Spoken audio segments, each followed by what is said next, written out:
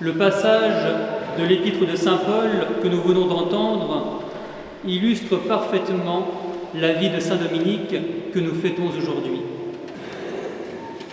Durant ses missions apostoliques, il n'a cessé de prêcher à temps et à contre-temps, de reprendre, de corriger pour que la foi soit gardée intacte. Reprenant pour lui et ses frères le genre de vie des premiers apôtres, saint Dominique a éclairé les foules en répandant la doctrine de Jésus-Christ. Il s'efforça de ramener à la foi ceux qui avaient eu le malheur de la perdre, spécialement les cathares. Saint Dominique fut à plusieurs égards un homme de lumière.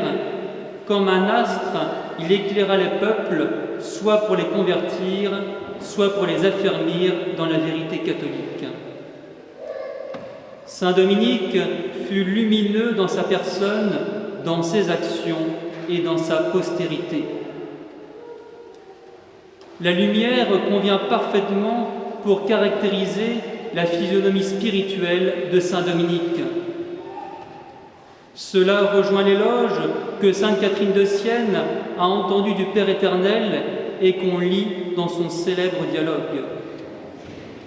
Dominique, dit Dieu le Père, fut lui-même une lumière que je donnais au monde par l'intermédiaire de Marie. Par une faveur spéciale, la clarté de son âme transparaissait sur son visage. Jeune enfant, il apparut un jour à sa marraine avec une étoile au-dessus du front. Cette étoile, d'autres la reverront plus tard. Par exemple, sœur Cécile, l'une des premières moniales dominicaines. On a coutume de représenter une étoile comme l'attribut distinctif du visage de saint Dominique. Les fresques de Frangelico sont le témoin de cette tradition. Son visage reflétait quelque chose du secret de son âme qui était baigné dans les clartés de la foi. Où puisait-il un tel éclat surnaturel? Dans une prière incessante avec Dieu. Ses contemporains sont unanimes à ce sujet. Saint Dominique fut un homme de prière intense. On le voit prier partout. Il fait silence en route et tout en marchant prolonge son dialogue avec Dieu. Il s'arrête par moments dans une forêt qui l'inspire et se met à genoux. S'il entend sonner l'office dans un monastère proche de son chemin, il se joint aux moines qui chantent. Évidemment, saint Dominique prie avant tout au couvent, en célébrant la messe où on le voit verser des larmes. Même dans la maladie, les frères constatent qu'il ne faisait qu'un cœur et qu'une âme avec le Seigneur. Un jeune frère qui le veillait à Milan, alors qu'il était pris d'un accès de fièvre, témoigne qu'il paraissait en contemplation. Il en concluait de certains signes qu'il voyait sur son visage. Sa prière quasi ininterrompue le met en contact avec le Christ qui est le soleil de justice. Saint Dominique en reçut une large part pour diffuser ce rayonnement auprès de son prochain. Saint Dominique fut lumineux car il cultiva particulièrement la vertu de chasteté. Au soir de sa vie, il reconnut que Dieu lui avait gardé une chair pure et une virginité sans tache. Ses biographes ont loué en lui l'éclat de sa pureté et la liturgie chante l'ivoire de sa chasteté. Saint Dominique la recommanda à ses fils, leur assurant qu'il ramènerait beaucoup d'âmes à Dieu s'il pratiquait avec force l'esprit de chasteté. En lui, cette vertu rendit son âme pleinement disponible aux impressions de la grâce. Il devint ainsi un instrument souple dont Dieu se servit pour transmettre la vérité évangélique. Saint Dominique accomplit d'autant mieux sa mission que la chasteté avait écarté de son âme les obstacles éventuels à l'action divine. De la sorte, un éclat de la sainteté de Dieu transparaissait à travers sa personne. Saint Dominique fut lumineux également par son action. Il fut cet homme apostolique qui répandit la lumière de la foi partout où il passait. Un songe que fit sa mère annonçait les fruits de son apostolat à venir. Alors qu'elle était enceinte de Dominique, elle vit que l'enfant deviendrait un jour un chien portant un flambeau entre ses dents. Il parcourait le vaste monde pour éclairer les peuples par la lumière de la foi. Dans la symbolique médiévale, le chien désignait les prédicateurs qui aboient pour repousser les ennemis de l'Église. Dieu destinait à Saint Dominique la mission de repousser les ténèbres de l'hérésie cathare. Il y consacra 10 années de sa vie à partir de 1206. Dans ce but, il reprit le mode de vie des premiers apôtres et sillonna la région du Languedoc en compagnie de l'évêque Diègue et de ses premiers compagnons avec qui il allait fonder l'ordre des frères prêcheurs. Il participa également à des conférences publiques pour débattre avec les hérétiques et les convaincre de la vérité de la foi catholique. Par ses prédications ou ses entretiens particuliers, il s'efforçait de chasser l'erreur des intelligences pour y planter à la place la lumière du Christ. Saint Dominique y consacra ses forces et ne ménagea pas son repos, menant une vie austère pour rendre sa parole plus convaincante encore. De cette manière, il gagna au Christ un grand nombre d'âmes, comme nous le chantons dans la préface de la messe en son honneur. Le bienheureux Raymond de Capoue affirme qu'il opéra près de 100 000 conversions. Ses succès apostoliques provenaient de son ardente charité qui rendait aimables les vérités qu'il enseignait. Saint Dominique savait gagner les intelligences autant que les cœurs. Il réussissait à conquérir la sympathie même des Albigeois. Sa joie rayonnante et sa bienveillance désarmaient les cathares qui parfois lui tendaient des pièges. Un jour, il répondit sans se troubler à ceux qui menaçaient de le tuer. « Je ne suis pas digne de la gloire du martyr. Je n'ai pas encore mérité ce genre de mort. » Ce genre de réponse et sa patience inaltérable le rendaient sympathique envers tous.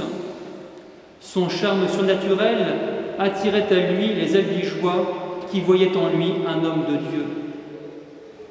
La compassion de Saint Dominique pour les détresses de toutes sortes exprimait quelque chose de la bonté de Dieu. Une fois qu'il avait gagné le cœur de ses auditeurs, il pouvait leur exposer les dogmes, même les plus austères. Il réussissait sans difficulté à obtenir l'assentiment de leur intelligence et leur soumission à la discipline de l'Église.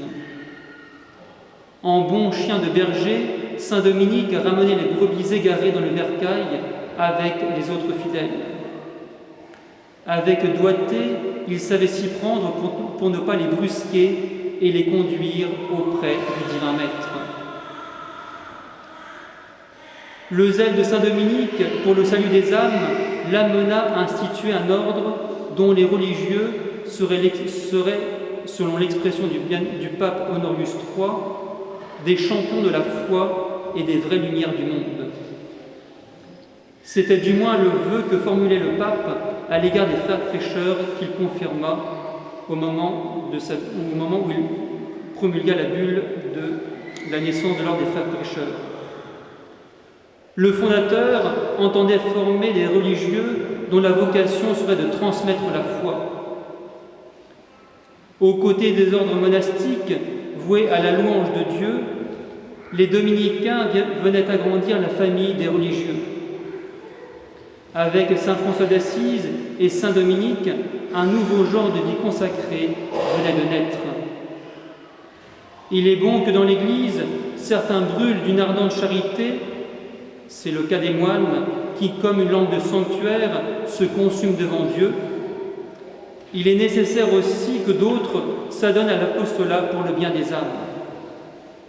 Par leur ministère, ils s'efforcent de les éclairer comme la lampe que l'on dépose sur le chandelier afin qu'elle illumine tous ceux qui sont dans la maison. À travers la personne de ses fils, saint Dominique continue de répandre les bienfaits de la foi aux hommes de toutes conditions. Par sa grâce paternelle, il engendre des fils qui prolongent sa mission commencée il y a plus de 8 siècles.